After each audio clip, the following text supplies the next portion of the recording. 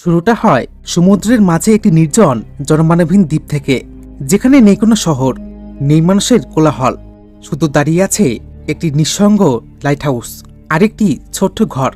এবং এই দ্বীপে এমন সব রহস্য আছে যা আজ পর্যন্ত পৃথিবীর কেউ জানত না।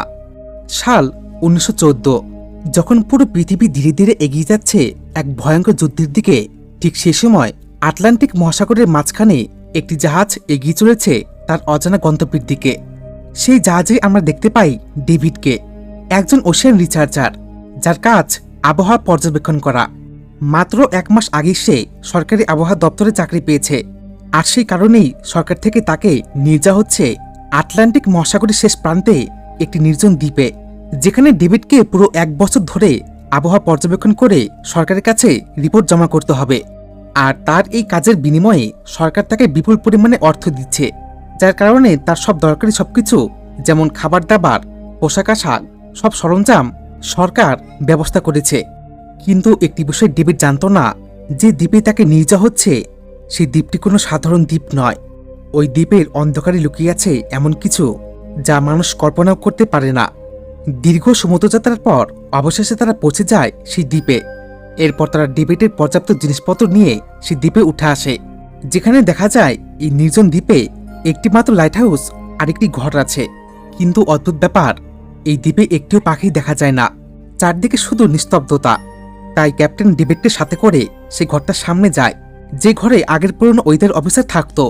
মানে এখন থেকে এই দ্বীপের আবহাওয়া পর্যবেক্ষণ করবে ডেভিড, এবং তার আগের পুরনো অফিসারকে ডেভিডের পরিবর্তে জাহাজে করে নিয়ে যাওয়া হবে। কিন্তু যখন তারা ঘরের ভেতর ঢোকে, তখন ক্যাপ্টেন আর ডেভিড অবাক হয়ে যায়। ঘরের ভেতরে কেউ নেই, এবং ঘরটা এতটাই নোংরা আর অগোছালো হয়ে আছে যেন কয়েক মাস ধরে এই ঘরে কেউ থাকেনি। অবাক ব্যাপার। ঠিক তাহলে আগের ওয়েদার অফিসার গেল কোথায়? আদৌ কি সে বেঁচে আছে? তখন ক্যাপ্টেন ডেভিডকে বলে হয়তো লাইট হাউসে খোঁজ পাওয়া যেতে পারে। তাই তারা লাইট হাউসে এসে আরেকটি অদ্ভুত বিষয় লক্ষ্য করে। দেখা যায় লাইট হাউসটির চারদিকে ধারালো সূচল লাঠি দিয়ে ঘেরা, যেন কেউ ইচ্ছে করে এমনটা করেছে। ডেভিড প্রথমে এসব কিছুই বুঝতে পারে না, তাই তারা বারবার লাইট হাউসের দরজায় নক দিয়ে জিজ্ঞেস করে, ভেতরে কেউ আছেন?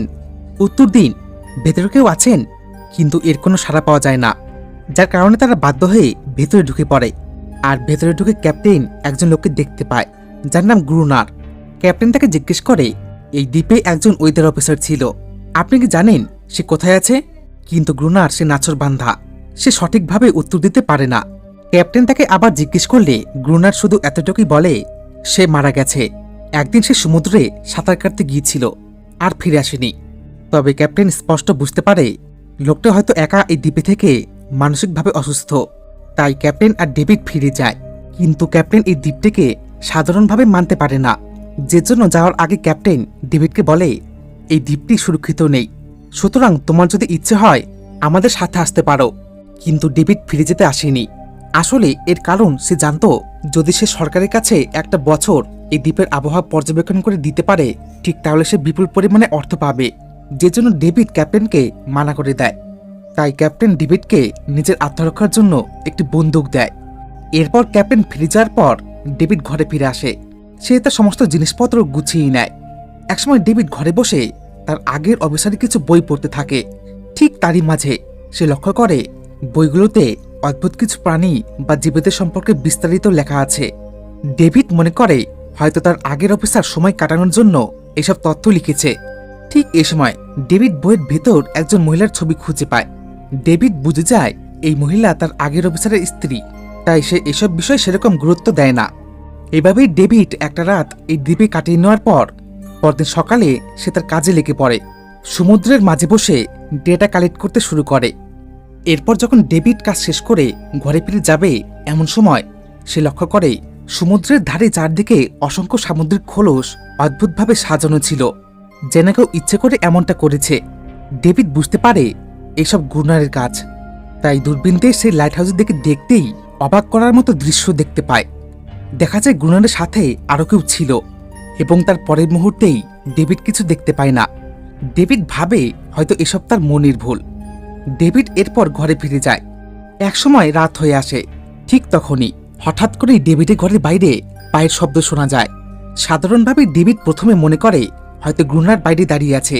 তাই সে হ্যারিকেন নিয়ে সামনে এগিয়ে যেতেই বাইরে থেকে অদ্ভুত বিকৃত শব্দ শুনতে পায় সে। 1 সেকেন্ডের জন্য ডেভিড থমকে যায় এবং তখনই দরজার নিচ থেকে একটি অদ্ভুত প্রাণীর হাত বেরিয়ে আসে। এটা দেখা মাত্রই ডেভিড স্পষ্ট বুঝতে পারে এরা কোনো মানুষ নয়, হয়তো সামুদ্রিক এক ক্রিচার হবে। এই মুহূর্তে ডেভিড সে কি করবে বুঝতে পারে না, তাই সে ঘরের বেসমেন্টে লুকিয়ে পড়ে। কিন্তু তার পরের মুহূর্তেই ঘরের ভিতর সেই ক্রিচারদের দল ঢুকে পড়ে ডেভিডকে খোঁজ করতে থাকে।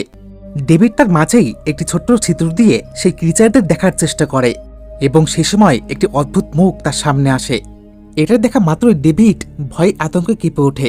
সে একটি ছুরি দিয়ে আত্মরক্ষার জন্য সেই ক্রিচারটার মুখে মেরে দেয়, আর তার কিছুক্ষণ পরেই সেই ক্রিচাররা পালিয়ে যায়। এখন পরিস্থিতি এতটাই গম্ভীর ছিল যে বাইরে বের হওয়াটা তার পক্ষে বিপদের থেকে কম নয়, কারণ তার ঘরের দরজা এখনো খোলা। সুতরাং যে কোনো মুহূর্তে সেই অদ্ভুত ক্রিচারগুলো আবার আক্রমণ করতে পারে, যার ফলে ডেভিড সারা রাত এইভাবে বসে কাটিয়ে দেয়। এরপর দিন সকাল হতেই ডেভিড বাইরে বেরিয়ে দেখে ঘরের বাইরে অনেক পায়ের ছাপ, যেগুলো সাধারণভাবে মানুষের নয়। এবং অদ্ভুত বিষয় হলো পায়ের ছাপগুলো সোজা সমুদ্রের ধারে গিয়ে শেষ হয়ে গেছে। ডেভিডের কাছে এখন একটা বিষয় খুব পরিষ্কার, সেই অদ্ভুত ক্রিচার সমুদ্র থেকে উঠে আসে। এবং সে এতক্ষণে আরেকটি বিষয় নিশ্চিত হয়ে যায়, লাইট হাউসটির চারদিকে যে ধারালো সুজলো লাঠি লাগানো ছিল সেটা কাকতালীয় না। মানে ক্রিচারদের আক্রমণ থেকে বাঁচার জন্য গ্রুনার এই সিদ্ধান্ত নিয়েছে। অর্থাৎ এই পরিস্থিতিতে বাঁচার একমাত্র উপায় সেই লাইট হাউস। এই কারণেই ডেভিড লাইট হাউসে গিয়ে গ্রুনারের কাছে সাহায্য চায়। কিন্তু গ্রুনার ডেভিডকে বলে, তোমার ভাগ্য ভালো যে তুমি বেঁচে গেছো, তোমাকে জাহাজে থাকতে হতো। এই কথা বলে গ্রুনার জানালা বন্ধ করে দেয়। তাই বাধ্য হয়ে ডেভিডকে তার ঘরে ফিরে আসতে হয়। কিন্তু ডেভিড জানত না আজ রাতে তার সাথে এমন কিছু ঘটবে যা তার কল্পনার বাইরে ছিল। ডেভিড সেই ভয়ঙ্কর ক্রিচারদের আক্রমণ থেকে বাঁচার জন্য সেও ঘরের বাইরে ধারালো লাঠি লাগিয়ে নেয় এবং তার ঘরের সমস্ত জানালা দরজা সিল করে দেয়, যাতে তারা কোনো মতে ভেতরে ঢুকতে না পারে। এবং একপাশে সেই ওয়েদার অফিসারের সমস্ত বইপত্র বাইরে রেখে তার উপর ডিজেল ঢেলে দেয়, যাতে পরিস্থিতির নিয়ন্ত্রণের বাইরে চলে গেলে অন্তত আগুন ধরিয়ে ভয় দেখাতে পারে। এই সব কিছু মিলিয়ে ডেভিড ঘরের ভিতর বন্দুক নিয়ে অপেক্ষা করে এবং রাত হতেই ডেভিড এমন এক দৃশ্য দেখে যেটা দেখে তার পায়ের নিচের মাটি সরে যায়। দেখা যায় একটা নয়, দুটো নয়, অনেকগুলো অদ্ভুত ক্রিচার তার ঘরের দিকেই আক্রমণ করতে আসে। এই মুহূর্তে ডেভিড কিছু বুঝে ওঠার আগেই তারা আক্রমণ শুরু করে দেয়। ডেভিড পাগলের মতো গুলি চালাতে শুরু করে, কিন্তু এতে কোনো লাভ হয় না। সেই ক্রিচারদের একা আটকানো অসম্ভব ছিল, আর তাই পরিস্থিতি সামাল দিতে ডেভিড ঘরের বাইরে আগুন জ্বালিয়ে দেয়। এই বুদ্ধি তো কাজে দেয়, সমস্ত ক্রিচার আগুনের ভয়ে পালিয়ে যায়। কিন্তু দুর্ভাগ্যবশত আগুন তার ঘরেও লেগে যায়। ডেভিড অনেক চেষ্টা করলেও সে আগুন নিভাতে পারে না, তাই বাধ্যগতভাবে ডেভিডকে ঘর থেকে বের হতেই হয় এবং সে এই দ্বীপের এক পাশে বসে আশ্রয় নেয়। তবে এই বিশৃঙ্খলার ভেতর ডেভিডের এক হাত পুড়ে যায়। ভাগ্যবশত অল্প কিছুক্ষণ পরেই সেখানে বৃষ্টি হয়, কিন্তু এরপরও ডেভিড নিজের ঘরকে বাঁচাতে পারে না। আগুনের কারণে ঘরের সমস্ত কিছু পুড়ে ছাই হয়ে যায়। সুতরাং এখন ডেভিডের কাছে বাঁচার একমাত্র রাস্তা লাইট হাউস। কিন্তু গ্রুনার এত সহজে তাকে সাহায্য করবে না। এই সময় ডেভিডের মাথায় একটি বুদ্ধি আসে। সে সিদ্ধান্ত নেয় গ্রুনারকে বন্দুক তাক করে ভয় দেখাবে। আর তাই যখনই গ্রুনার লাইট হাউস থেকে বেরিয়ে জল নিতে যায়, তখন ডেভিড তার পিছু করে বন্দুক তাক করতেই একটি অদ্ভুত ক্রিচার ডেভিডকে আটকায়। এই মুহূর্তে ডেভিড সেই ক্রিচারকেই বন্দুক তাক করে গ্রুনারকে বলে, আমাকে লাইট হাউসে থাকতে দাও, বদলে আমি তোমাকে 1 বছরের খাবার দেব। আমার কাছে আরো কিছু সরঞ্জাম আছে, যেমন বন্দুক, গুলি, সিগারেট ইত্যাদি। এত কিছু শোনার পর গ্রুনার না বলতে পারে না, সে রাজি হয়ে যায়। যে জন্য গ্রুনার এবং ডেভিড তার ঘর থেকে সমস্ত কিছু খাবার দাবার থেকে শুরু করে সব লাইট হাউসে নিয়ে যায়। এরপরের দৃশ্যে দেখা যায় ডেভিড অজ্ঞান অবস্থায় পড়ে আছে, আর সেই সময় অদ্ভুত ক্রিচার ডেভিডের ক্ষতস্থানে লালা জাতীয় জিনিস লাগিয়ে দেয়। আর তখনই ডেভিড জ্ঞান ফিরে পেলে সে দেখতে পায় যে তার পুড়ে যাওয়া হাত অদ্ভুতভাবে ঠিক হয়ে গেছে। ডেভিড অবাক হয়ে যায়। এই সময় গ্রুনার ডেভিডকে জানায় একে দেখে ভয় পাওয়ার কিছুই নেই। আসলে এই অদ্ভুত ক্রিচারটা তার শত্রু না, বরং তার সঙ্গী। বিষয়টা শুনে ডেভিড প্রথমে বিশ্বাস করতেই পারে না। আসলে বাইরে থেকে যাদের দানব মনে হয়, ঠিক তাদের সাথে কিভাবে বন্ধুত্ব সম্ভব। কিন্তু কিছুক্ষণ পরেই সে বুঝতে পারে এই ক্রিচারগুলো সাধারণ কোনো প্রাণী নয়। এদের মধ্যে আছে অদ্ভুত বুদ্ধি আর এমন কিছু ক্ষমতা যা মানুষের মধ্যেও খুব কম দেখা যায়। ডেভিড লক্ষ্য করে এই ক্রিচারটা গ্রুনারকে বিভিন্ন কাজে সাহায্য করছে। আর সবচেয়ে অবাক করার মতো বিষয়, গ্রুনার যেন ওর সাথে কথাও বলতে পারে। এই দৃশ্য দেখে ডেভিড একদম হতবাক হয়ে যায়। এর কারণ বাইরের পৃথিবী এখনো জানেই না এই দ্বীপে এমন কিছু অজানা ক্রিচার আছে যাদের দেখতে প্রায় মানুষের মতো, কিন্তু পুরোপুরি মানুষ নয়। এবং আরেকটি অদ্ভুত বিষয়, এই ক্রিচারদের শরীর বা ত্বক বরফের মতো ঠান্ডা বা শীতল প্রকৃতির। ডেভিড তখন গ্রুনারকে বলে, যদি এই সত্যটা বাইরের পৃথিবী জানতে পারে, ঠিক তাহলে দুজনে ধনী হয়ে যাবে। মানে সে এই ক্রিচারটি সম্পর্কে তথ্য সংগ্রহ করে সেগুলোকে বিক্রি করবে, যার কারণে তারা প্রচুর টাকা ইনকাম করতে পারবে। কিন্তু গ্রুনার এই কথায় একদম রাজি হয় না। আসলে তার চোখ মুখ দেখে স্পষ্ট বুঝতে পারা যায় এই দ্বীপটাই এখন তার নিজের জগৎ। আর ঠিক তখনই ধীরে ধীরে সামনে আসে আসল সত্যটা। গ্রুনার একসময় এই দ্বীপে এসেছিল, কিন্তু এক ভয়ঙ্কর আক্রমণের পর সে ওই ক্রিচারদের মধ্যে একজনকে বন্দি করে ফেলে। আর তারপর থেকে সে তাকে নিজের মতো করে ব্যবহার করতে শুরু করে। একবার সেই ক্রিচারটা পালিয়ে যাওয়ার চেষ্টা করেছিল, আর তার ফল ছিল ভয়ঙ্কর। আর সেই দিনের পর থেকে সে কখনো আর পালিয়ে যাওয়ার চেষ্টা করেনি। এত কিছু জানার পর ডেভিড বুঝতে পারে গ্রুনার আর কখনো এই দ্বীপ ছেড়ে যাবে না। এখন তার কাছে এটাই সভ্য পৃথিবী। কিন্তু আসল ভয়টা তখনও বাকি ছিল। হঠাৎ করে গ্রুনার তাকে বন্দুক নিয়ে লাইট হাউসের ওপর আসতে বলে। ডেভিড কিছু না বুঝেই ওপরে উঠে যায়। তখন চারদিকে ঘন অন্ধকার, আর ঠিক তখনই অন্ধকারের মধ্যে কিছু একটা নড়ে ওঠে। ডেভিড তাকিয়ে থাকে আর ধীরে ধীরে পিছিয়ে যেতে শুরু করে। এর কারণ দেখা যায় সমুদ্রের গভীর থেকে একটার পর একটা অজানা ক্রিচার লাইট হাউসের দিকে এগিয়ে আসছে। এই দৃশ্য দেখে ডেভিড জমে যায়। সেই গুলি চালাতেও পারে না। আর ঠিক তখনই চারদিক থেকে আক্রমণ শুরু হয়ে যায়। এই ভয়ঙ্কর পরিস্থিতির মধ্যে গ্রুনার কোনো মতে লড়াই চালিয়ে যায়, কিন্তু ডেভিড এই আতঙ্ক সহ্য করতে না পেরে সেখানে অজ্ঞান হয়ে পড়ে। এরপর দিন সকালে তার জ্ঞান ফেরার পর গ্রুনার তাকে শুধু একটা কথাই বলে, এখানে বাঁচতে হলে আমার নিয়ম মেনে চলতেই হবে। এই অবস্থায় ডেভিডের সামনে আর কোনো পথ ছিল না, সুতরাং বাঁচতে হলে তাকে সব নিয়ম মেনে নিতেই হবে।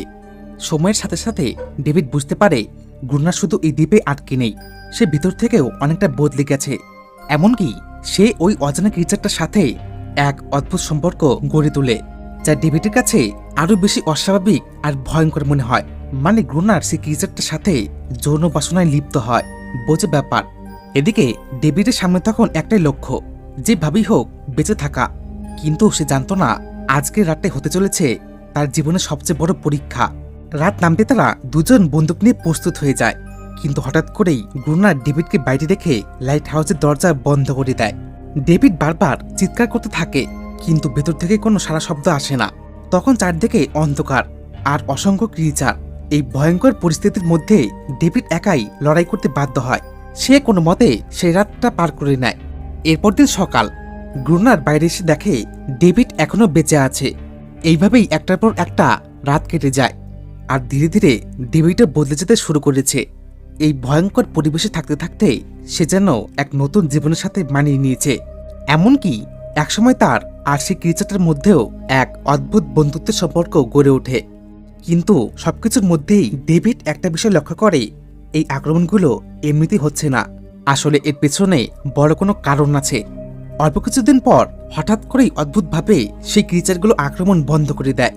ডেভিড ভাবে হয়তো তারা ভয় পেয়েছে, কিন্তু গ্রুনার জানতো এত সহজে তারা হার মানার পাত্র নয়। সে ডেভিডকে সতর্ক থাকতে বলে, এর কারণ ওই ক্রিচারগুলো যে কোনো সময় আবার ফিরে আসতে পারে। কিন্তু দিন পেরিয়ে যায়, সপ্তাহ পেরিয়ে যায়, তবুও কোনো আক্রমণ হয় না। আর এই নিশ্চিন্তার মধ্যেই এবার তারা সবচেয়ে বড় ভুল করে বসে। একদিন দুজনেই নিশ্চিন্তে বসে দাবা খেলতে শুরু করে। আর এতটাই মগ্ন হয়ে যায় যে তারা খেয়াল করতেই পারে না দিন পেরিয়ে যে কখন রাত নেমে এসে। আর সবচেয়ে বড় ভুলটা তখন হয় যখন তারা লাইট হাউসের আলো জ্বালাতেই ভুলে যায়। হঠাৎ করে গ্রুনারে মনে পড়ে আজ লাইট হাউসের আলো অন করা হয়নি। এক মুহূর্ত তারা দেরি না করে দৌড়ে গিয়ে লাইট হাউসের লাইট অন করে। আর ঠিক তখনই অন্ধকারের মধ্য থেকে অসংখ্য ক্রিচার ঠিক তাদের দিকে এগিয়ে আসতে শুরু করে। আর এবার তাদের সংখ্যা আগের থেকে অনেক বেশি ছিল। তাই ডেভিড আর গ্রুনার দুজনে প্রাণপণের চেষ্টা করলেও ওদের আটকানো অসম্ভব ছিল। অবশেষে লাইট হাউসের একদম ওপরের অংশে গিয়ে তারা নিজেদের যানপান বাঁচানোর চেষ্টা করে। ভাগ্যবশত একসময় সকাল হয়ে সূর্যের আলো বেরিয়ে আসে, যার ফলে তারা এবারের মতো বেঁচে যায়। আসলে ওই ক্রিচারগুলো দিনের আলোতে বের হতে পারত না, কিন্তু তাদের হামলার কারণেই গ্রুনার গুরুতর আঘাত পায়, আর সেই আঘাতকে তার সেই সঙ্গী ঠিক করে দেয়। এরপর ডেভিড সে সমুদ্রের পাড়ে আসে, আর সেখানেই সে একটি লকেট খুঁজে পায়, যেটি একদমই সাধারণ ছিল না। এর কারণ এই লকেটটা সেই ক্রিচারদের দলনেতার ছিল, অর্থাৎ তারা গত রাতে ওদের দলনেতাকে মেরে ফেলেছে। ডেভিড বুঝতে পারে যে এবার তাদের বড় ভুল হয়ে গেছে। এরই মধ্যে ডেভিড হঠাৎ এমন এক দৃশ্য দেখতে পায় যা দেখে সে চমকে যায়। দেখা যায় বহুদিন পর এই নির্জন দ্বীপের পাশ কাটিয়ে একটি বড় জাহাজ যাচ্ছে। এটা দেখা মাত্রই ডেভিড নিজেকে সামলাতে না পেরে সে লাইট হাউসে দৌড়ে গিয়ে ফায়ার গান নিয়ে আসে, যার মাধ্যমে সে ওই জাহাজের কাছে সাহায্য পেতে পারে। আসলে ডেভিড এই ভয়ঙ্কর দ্বীপে আর এক মুহূর্ত থাকতে চায় না, কিন্তু গ্রুনার এর উল্টো ছিল। সে ডেভিডকে এমনটা করতে দেয় না। সে ডেভিডের কাছ থেকে ফায়ার গানটা ছিনিয়ে নেয়। আর এখানে ছিল বড় একটা কারণ। গ্রুনার জানতো যদি ডেভিড সভ্য দুনিয়াতে ফিরে যায়, ঠিক তাহলে এই ক্রিচারদের সম্পর্কে ধারণা এবং তার রাজত্ব সব নষ্ট হয়ে যাবে। আর এরপর থেকে গ্রুনার অদ্ভুত আচরণ করতে শুরু করে। সেই ঘর থেকে বেশি বের হয় না, এমনকি তার পালতো সেই ক্রিচারটাকেও মারধর করে। এই সময় ডেভিড তার সাথে বেশি সময় কাটায়, আর সে একটি নৌকা এই ক্রিচারটাকে গিফট করে গল্প করতে শুরু করে। কিন্তু ক্রিচারটি যেন ওই নৌকা আগেও কোথাও দেখেছে, আর তাই সে ডেভিডকে এই দ্বীপেরই এমন এক জায়গায় নিয়ে আসে যেখানে একটি সত্যিকারের নৌকা পড়েছিল। এবার ডেভিডের কাছে এখন একটা বিষয় খুব পরিষ্কার, এই দ্বীপে কেউ আগেও এসেছিল, সুতরাং এখন তার কাছে বাঁচার একটা রাস্তা আছে। সে এই নৌকাটির সাহায্যে লোকালয়ে পৌঁছাতে পারবে। ডেভিড এরপর খুশির সাথে গ্রুনারকে নৌকাটির সম্পর্কে জানায়, কিন্তু এই কথা শুনে ডেভিড অবাক হয়ে যায় যখন সে জানতে পারে গ্রুনার ওই নৌকাটির সম্পর্কে আগে থেকে জানত। গ্রুনার তাকে জানায় একদল মানুষ জাহাজ নিয়ে এই পথে যাওয়ার সময় ঝড়ের কবলে পড়ে, যারা বিশেষ করে স্মাগলার টিম ছিল, মানে বোমা বিস্ফোরক এসব নিয়ে যাচ্ছিল। আর তারাই সেই নৌকা নিয়ে এই দ্বীপে আশ্রয় নেয়। আর তারপর তারা এই ক্রিচারদের আক্রমণে মারা যায়। শুধু তাদের ফেলে যায় নৌকা আর কিছু বিস্ফোরকই আজও সেখানেই পড়ে আছে। এবার ডেভিড প্রচন্ড রেগে যায়, তার মাথা কাজ করা বন্ধ করে দেয়। আসলে যদি ডেভিড আগে জানতো, ঠিক তাহলে সে নৌকা নিয়ে ওই জাহাজটির কাছে পালিয়ে যেত। কিন্তু এই মুহূর্তে কোনো আর উপায় ছিল না। ডেভিড নতুন এক পরিকল্পনা খুঁজে পায়। যেহেতু গ্রুনার এই ক্রিচারদের বিনাশ করতে চায়, সেহেতু ডেভিড মনে করে যদি তারা সেই জায়গায় গিয়ে ডাইনামাইট জোগাড় করতে পারে, ঠিক তাহলে সেই ক্রিচারদের আক্রমণ থেকে বাঁচা সম্ভব। ডেভিড এই বিষয়টি গ্রুনারকে জানায়, কিন্তু গ্রুনার প্রথমে এতে রাজি হয় না। আসলে এর কারণ সমুদ্রের ওই জায়গাটা একদম গভীর, আর এতটাই শীতলতম জায়গা যে সমুদ্রের গভীরে নেমে ডাইনামাইট উদ্ধার করা ঝুঁকিপূর্ণ সিদ্ধান্ত হতে পারে। গ্রুনার বলে সে এই পরিকল্পনায় থাকছে না, আসলে একটু ভুল মানেই সব শেষ। তবে ডেভিড হার মানার পাত্র নয়। সে গ্রুনারকে জানায় সে সমুদ্রের গভীর থেকে ডাইনামাইট উদ্ধার করবে, আর তাকে শুধু ওপর থেকে সাহায্য করতে হবে। এই কথা শুনে গ্রুনার রাজি হয়ে যায়, কিন্তু সে ভিতরে ভিতরে অন্য এক পরিকল্পনা করছিল। তো যাই হোক, এরপর তাদের প্ল্যান মাফিক গ্রুনার ডেভিডকে সমুদ্রের সে জায়গায় নিয়ে আসে যেখানে ডাইনামাইট জাহাজটি ধ্বংস হয়ে পড়েছিল। কিন্তু যাওয়ার আগে ডেভিড গ্রুনারকে সব বুঝিয়ে দেয় যে কখন কোন সিগন্যাল দিলে কি করতে হবে। ডেভিড এরপর ড্রাইভিং স্যুট পরে সমুদ্রের গভীরে নেমে আসে। এক এক করে সে ডাইনামাইটগুলোর বাক্স উদ্ধার করে। আর এখানে একটি দুর্ঘটনা ঘটে যায়। ডেভিডের চোখের সামনে হঠাৎ কিছু একটা চলে আসে, যেটা দেখে সে ভয় পেয়ে নিজের ব্যালেন্স হারিয়ে ফেলে এবং ডেভিড সমুদ্রের গভীরে লুটিয়ে পড়ে।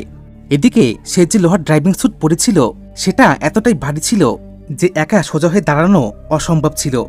কিন্তু আসল ভয়টা তখন শুরু হয় যখন ডেভিড গ্রুনারকে বারবার সিগন্যাল দেওয়ার পরেও সাহায্য পায় না। দেখা যায় গ্রুনার ডেভিডের মৃত্যুর অপেক্ষায় চুপ করে বসে থাকে। আসলে ডেভিড লাইট হাউসে আসার পর তার সঙ্গীর সাথে তার সম্পর্ক খারাপ হয়ে গেছে, আর এখন তার ডেভিডের সাথে ভালো একটি সম্পর্ক গড়ে উঠেছে, যেটা গ্রুনার একদমই ভালোভাবে নেয়নি। ভাগ্যবশত ডেভিড কিছুক্ষণ পরেই সে কোনো মতে বাইরে বেরিয়ে আসতে সক্ষম হয়। তবে ডেভিড গ্রুনারের সেই পরিকল্পনার অনুমান করতে পারে। এরপর তারা লাইট হাউসে ফিরে আসে, আর তারা সেই বাক্স থেকে অনেকগুলো ডাইনামাইট পায়। আর তাই এবার আরেকটি পরিকল্পনা করা হয়।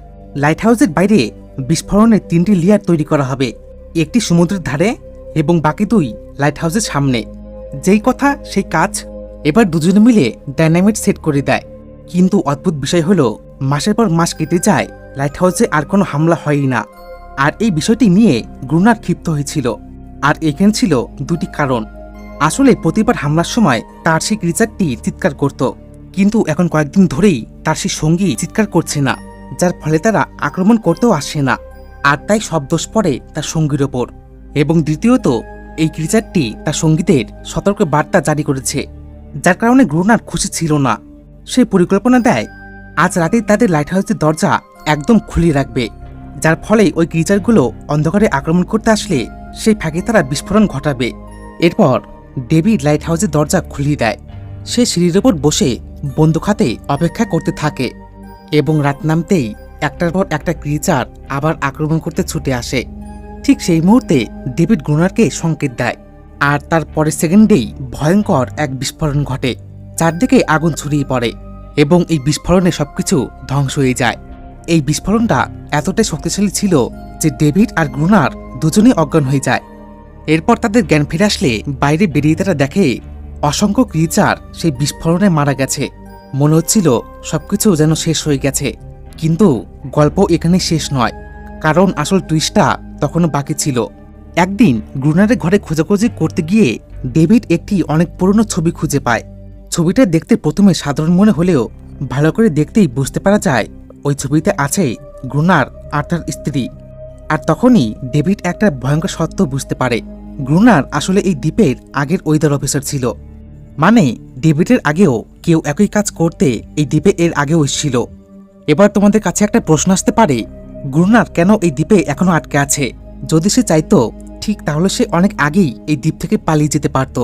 ঠিক তাহলে সে এখনো কেন এই দ্বীপে আছে? আসলে গ্রুনার এই দ্বীপে আটকে নেই, সে নিজেই এই দ্বীপকে বেছে নিয়েছে। দীর্ঘদিন একা থেকে আর ভয়ের মাঝে সে একটি ভিন্ন জগৎ বানিয়ে নিয়েছে। কিন্তু এই গল্প এখানে শেষ নয়। ডেভিড কয়েকদিন পর সমুদ্রের ধারে গিয়ে এক অদ্ভুত দৃশ্য দেখে। সেই ক্রিচারদের বাচ্চারা আর তাদের সম্পূর্ণ দল দিনের আলোতেই বাইরে বেরিয়ে আসে। অবাক ব্যাপার, কিন্তু এবার তাদের চোখে রাগ নেই, যেন তারা লড়াই করতে আসেনি, বরং শান্তি চাইছে। ডেভিড বিষয়টা বুঝতে পারলেও গ্রুনার কিন্তু এসব বিষয় বুঝতে চায় না। সে তাদের দিকে বন্দুক তাক করে আর হঠাৎ করেই একটা ভয়ঙ্কর কাজ করে বসে। সে একটি ছোট্ট ক্রিচারের বাচ্চাকে ফায়ার গান দিয়ে মেরে ফেলে, যে ছিল তার নিজের সঙ্গীর সন্তান। এই দৃশ্য দেখে চারদিকে আবার আতঙ্ক ছড়িয়ে পড়ে। সমস্ত ক্রিচার ফিরে যায়, কিন্তু এবার ডেভিড আর গ্রুনারের মধ্যে দ্বন্দ্ব শুরু হয়। শেষ পর্যন্ত গ্রুনার বুঝতে পারে সে কত বড় ভুল করেছে, আর সে নিজের অপরাধবোধ বুঝতে পেরে সে নিজেকেই ওই ক্রিচারদের হাতে তুলে দেয়। আর এভাবেই তার গল্প শেষ হয় এবং ডেভিড এই দ্বীপে একা থেকে যায়। কিন্তু গল্পের টুইস্ট এখনো শেষ হয় না। ধীরে ধীরে ডেভিডও বদলে যেতে শুরু করে। সে ঠিক গ্রুনারের মতোই হয়ে উঠতে থাকে। এরপর একদিন একটি জাহাজ এই দ্বীপে আসে নতুন একজন ওয়েদার অফিসার নিয়ে, আর ডেভিডকে ফিরিয়ে নেওয়ার জন্য। তখন ডেভিড জানতে পারে বাইরের পৃথিবীতে যুদ্ধ শুরু হয়ে গেছে, কিন্তু সে আর ফিরতে চায় না। আসলে এর কারণ সে এখন আর আগের ডেভিড নেই, সে এখন এই দ্বীপেরই অংশ। কিন্তু অদ্ভুত বিষয়, নতুন সেই ওয়েদার অফিসার সে এখনো কিছু এই দ্বীপের আসল রহস্য সম্পর্কে জানত না, যেমনটা ডেভিড আগে জানত না। আর সেখান থেকেই নতুন এক গল্প শুরু হয়। একই গল্প, এখানে তুমি হলে কি করতে? এই দ্বীপ থেকে পালিয়ে যেতে, নাকি ধীরে ধীরে এর অংশ হয়ে যেতে? অবশ্যই কমেন্টে জানিও। তো এই ছিল আজকের ভিডিওটা কেমন লাগলো একটা লাইক আর কমেন্ট করে জানিও। আর এমন এক্সপ্লেনেশন দেখার জন্য সাবস্ক্রাইব করতে পারো। আর হ্যাঁ, বন্ধুদের সাথে শেয়ার করে দিও। তো দেখা হচ্ছে নেক্সট একটা ভিডিওতে। বাই।